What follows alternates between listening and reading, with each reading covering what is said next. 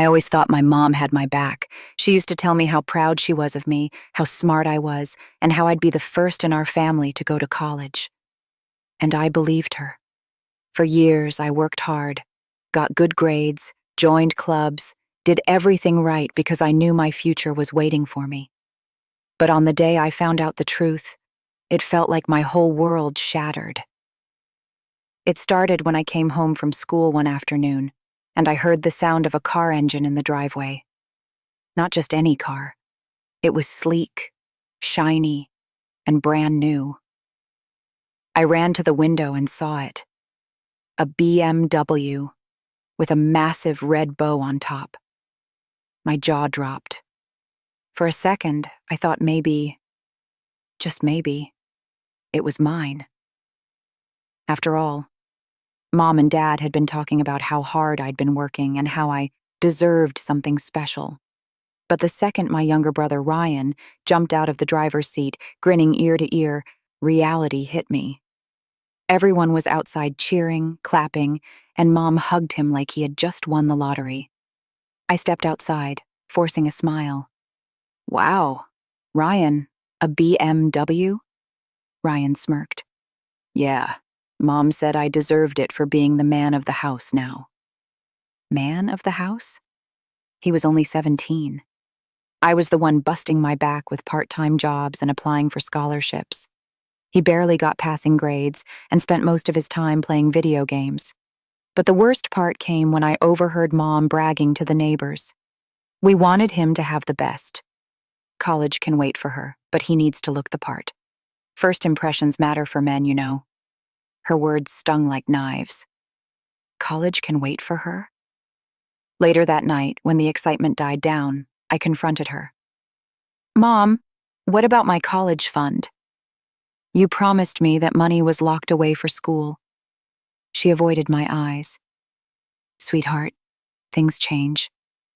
Ryan needed this car. Don't worry, you're smart. You'll figure out another way to pay for college.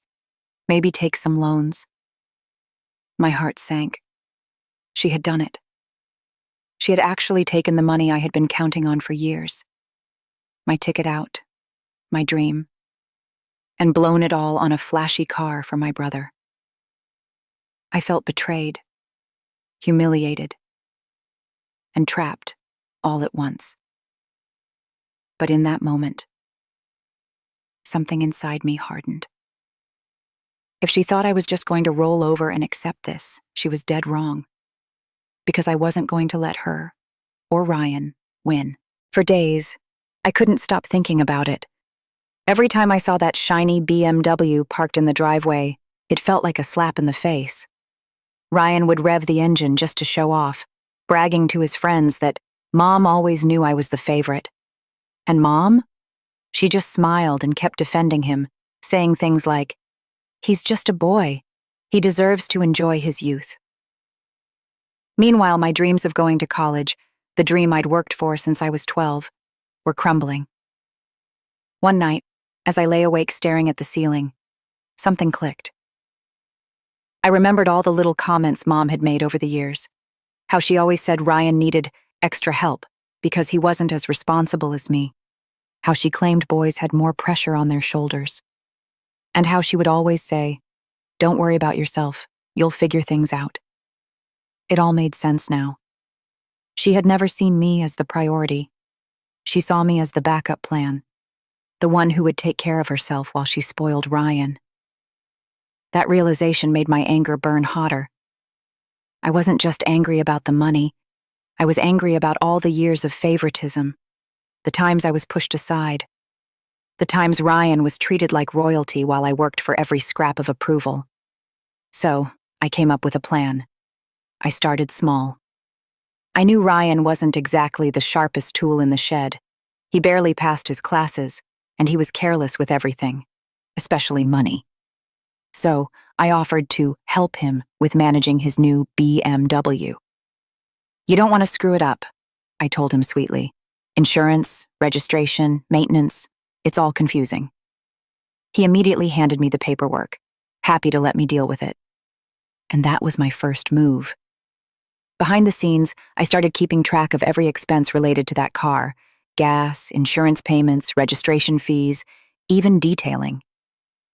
I opened a spreadsheet, recording everything like a meticulous accountant. Ryan didn't notice. He was too busy showing off his car on Instagram, racking up likes and followers. Meanwhile, I also started researching colleges that offered full scholarships. If Mom thought she could take away my future, I was determined to prove her wrong. I applied everywhere: state schools, private schools, even out-of-state universities. I poured every ounce of energy into those applications, but I wasn't done with Mom yet. The more I thought about it, the more I realized she had underestimated me. She thought I'd just swallow the betrayal and move on. But what she didn't know was that every ounce of pain she caused me was fuel. And soon, I was going to use it all against her. Because if she thought Ryan's BMW was a victory, she was about to learn what real success and revenge looked like. Weeks went by, and Ryan's BMW became the centerpiece of every family conversation. Mom bragged to relatives about how generous she was, how Ryan deserved something special for all his hard work. Meanwhile, I sat quietly, pretending to be unbothered, but inside I was more determined than ever. Then, something unexpected happened. Ryan started struggling with the BMW's upkeep. The insurance payments drained his allowance, gas prices were rising, and he couldn't keep up. He complained to Mom, and as always, she came running to bail him out. But even she started to grumble. "This car is costing us more than I thought," she muttered one night, not realizing I was listening from the hallway. That's when I made my move.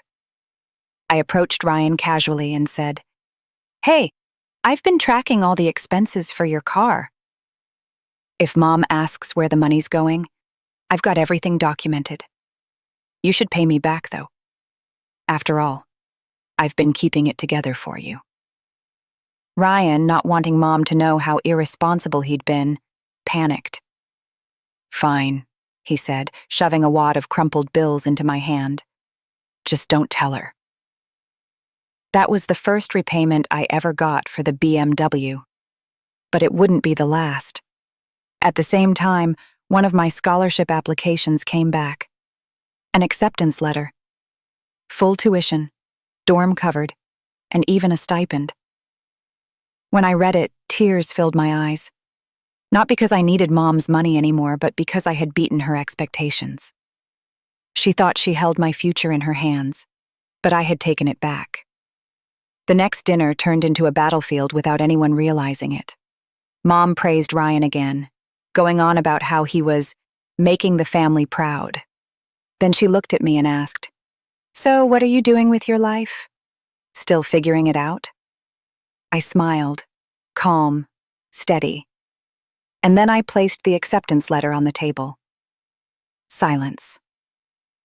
Dad's eyes widened. My sister looked at me with surprise. Ryan, for once, didn't have a smug grin plastered across his face. Mom, though, she was speechless. And in that silence, I felt powerful. Finally, I spoke. "You spent my future on Ryan's car. But I didn't need your money. I built my own path. And from now on, every expense he makes with that BMW, he's going to repay me." Down to the last cent, I pushed the spreadsheet toward Ryan, listing thousands of dollars in expenses. His jaw dropped. Mom tried to defend him, but I stopped her. "No, you chose him over me. Now he pays the price." In that moment, I knew something had shifted. I wasn't the forgotten child anymore. I wasn't the quiet one, or the one they assumed would just accept the scraps.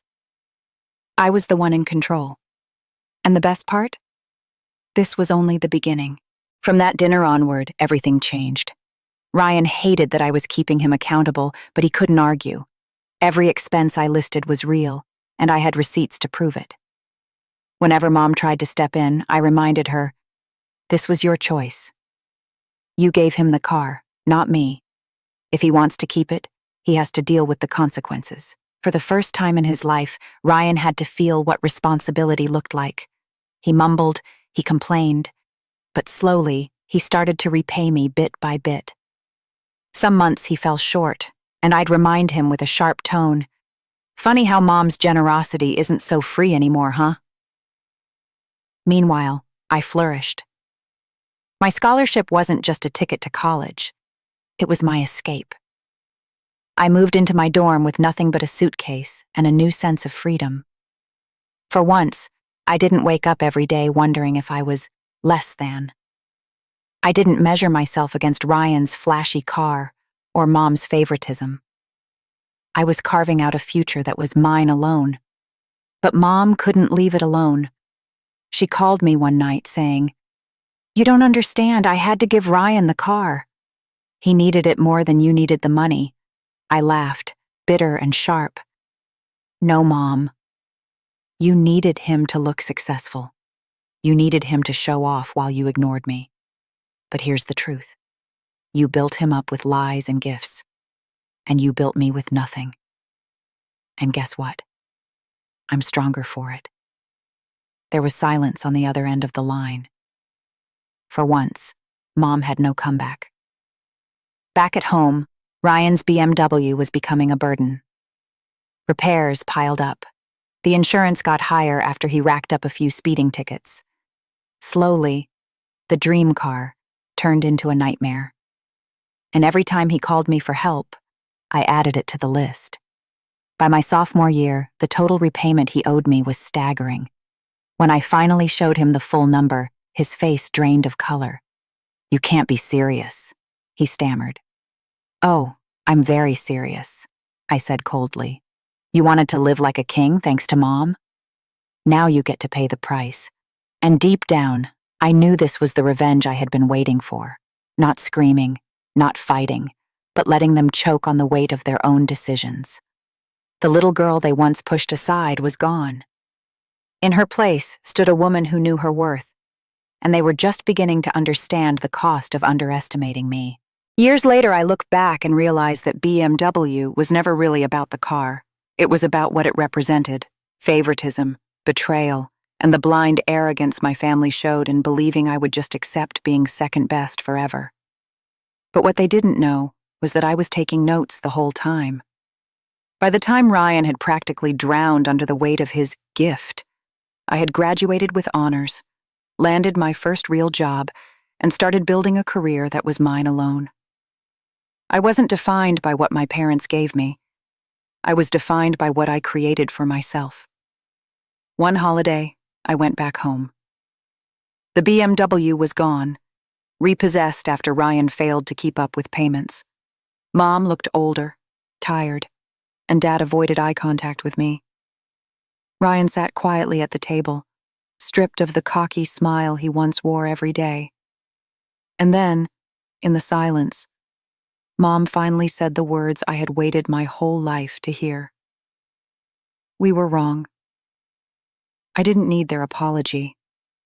By then, I had built a life so far beyond their small-minded favoritism that their words didn't hold power over me anymore. But hearing them admit it was the sweetest revenge. I stood up, took my coat, and said, "You gave him a BMW. You gave me $2. But what you really gave me was the motivation to never need you again." Then I walked out, leaving them stunned, with the sound of their own guilt echoing in the room. Because sometimes the best revenge isn't slamming the door in their face. It's living a life so far above their expectations that they have no choice but to regret underestimating you. And that, right there, was my victory.